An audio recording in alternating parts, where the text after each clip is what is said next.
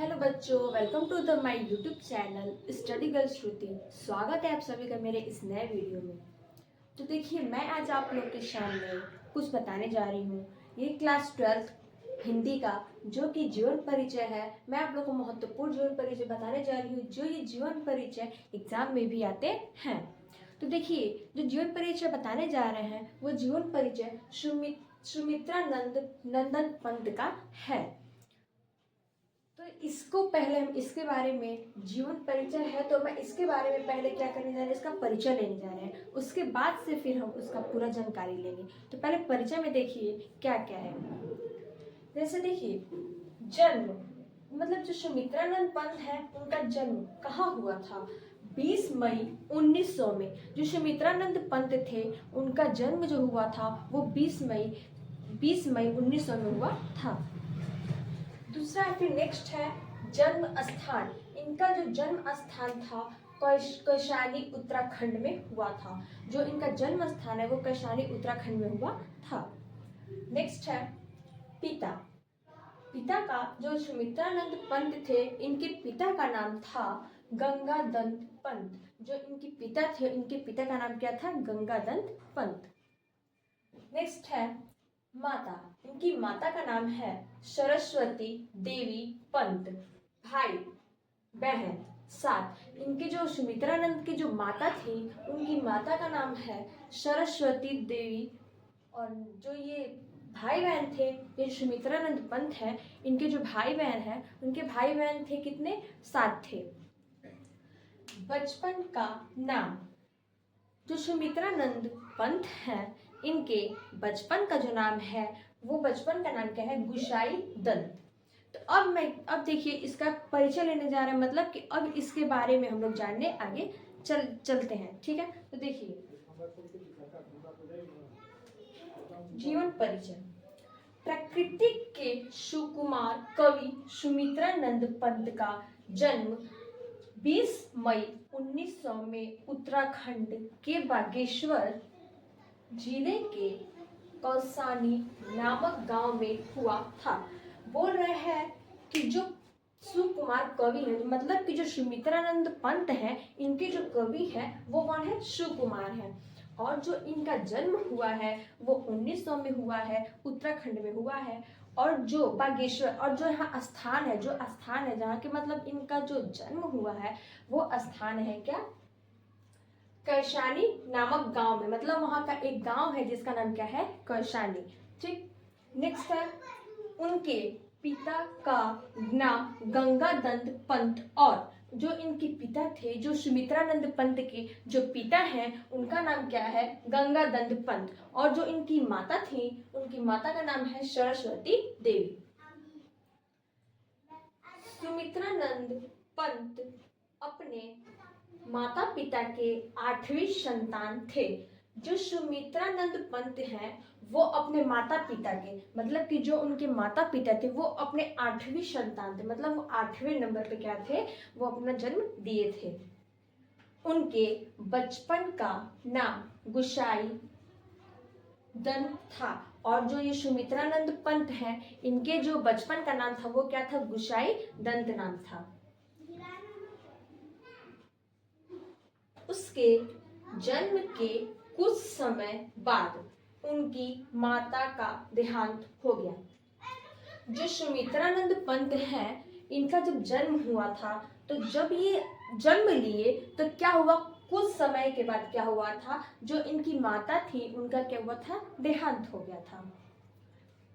सुमित्रानंद पंत यह नाम उन्हें हाई स्कूल में रखा गया था।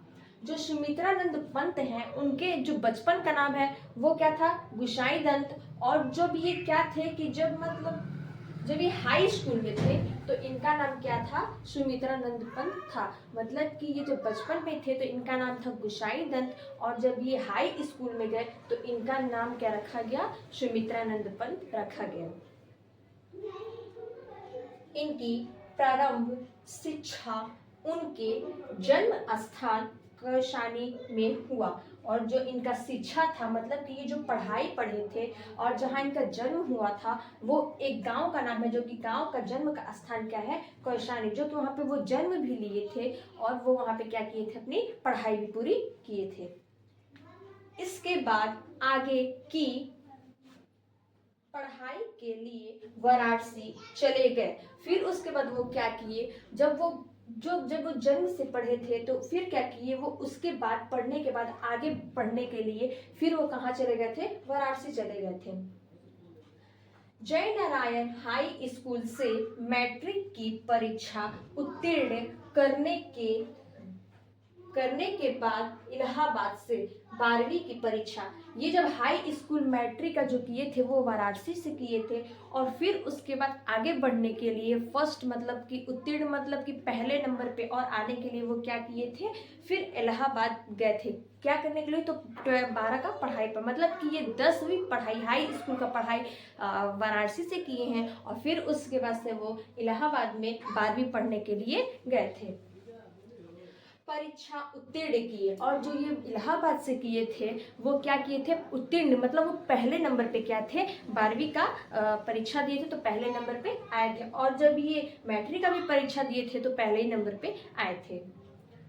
फिर इसके पश्चात इनकी बड़ी बहन का देहांत होने के कारण, फिर जब ये पढ़ाई पढ़ लिए तो फिर इनकी एक बड़ी बहन थी जो कि उसका क्या था, देहांत होने के कारण अपनी देहांत होने के कारण अपनी छोड़ दी। इसके बाद वे 28 दिसंबर सन 1977 ईस्वी निधन हो गया। मतलब ये क्या था, जब जो इनकी बड़ी बहन का क्या हुआ था, देहांत हो गया था, उसी के कारण फिर ये क्या किए थे, ये अपनी पढ़ाई भी क्या की थी, अब छोड़ दिए थे और फिर इनका जो देहांत हुआ, जो सुमित्रानंद पंत थे, इनका जब देहांत हुआ था तो 28 दिसंबर सन 1977 ईस्वी में हुआ था, जो कि क्या हुआ था, सुमित्रानंद पंत का देहांत हो चुका था। तो अब इसके आगे फिर देखते हैं।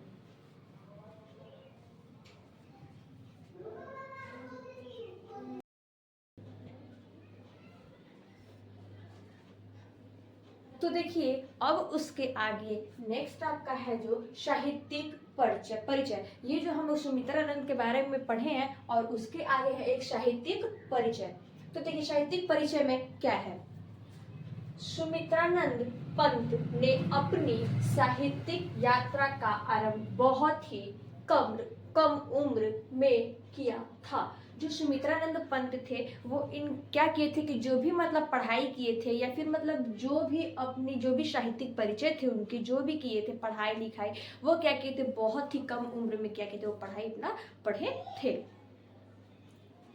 जब वे 18 साल के थे तब उन्होंने साहित्य जगत में अपना कदम रखा। मतलब ये जो क्या किए थे, जब ये 18 साल के थे तो ये क्या किए थे कि जो अपना साहित्यिक में जब आगे बढ़ने की कोशिश की तो वो क्या किए थे, सबसे पहले कदम क्या किए थे, रखे थे 18 साल में और अपना नाम रोशन किया। वो जब 18 साल में क्या किया, उन्होंने अपने साहित्यिक जगत के लिए क्या किया, मतलब दिखाने के लिए क्या किया कि वो अपना मतलब जो अपना कदम रखा सबसे पहले 18 साल पे रखा और वो बहुत कम समय में क्या किया था, अपना आगे बढ़ने की कोशिश की थी और फिर वो क्या किए थे कि वो अपना नाम क्या किए थे कि रोशन करना चाहते थे। आज उनका नाम छायावादी के प्रमुख 4 स्तंभों में लिखा गया है। मतलब ये लिखा है, छायावादी प्रमुख के 4 लिखा जाता है। मतलब ये छायावादी युग जो है, छायावादी जो है, ये क्या है कि एक प्रमुख 4 स्तंभ में जो कि क्या हुआ है, इसका लिखा गया है। तो देखिए जैसे कि छायावादी में 4 क्या है, तो प्रमुख रचनाएं हम लोग देखते हैं।